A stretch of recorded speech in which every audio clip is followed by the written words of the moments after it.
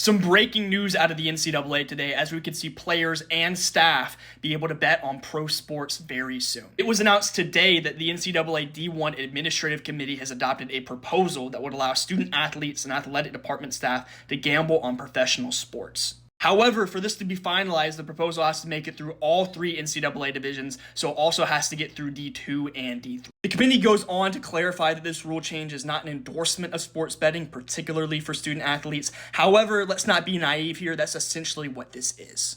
It goes on to say that these restrictions were ultimately voted to be reduced so that student athletes are better aligned with their campus peers. And the first big glaring red flag to me here is that unlike their peers on college campuses, these D1 athletes and staffers actually have relationships with those on the professional level. Now, currently, professional athletes are allowed to bet on college sports, so basically what this vote is doing is further aligning college athletics with these professional leagues, as we've seen happening over the past few years with things like NIL.